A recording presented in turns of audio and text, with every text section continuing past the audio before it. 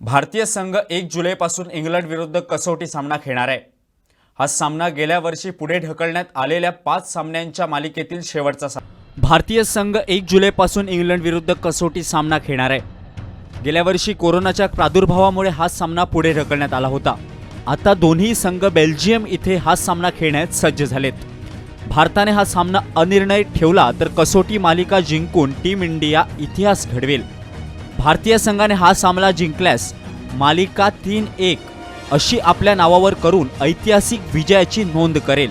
भारतीय संघाने यापूर्वी 2007-2008च्या मालिकेत इंग्लंडमध्ये अखेरचा विजय मिळवला होता आणि त्यानंतर संघाला आता सुवर्ण संधी आहे।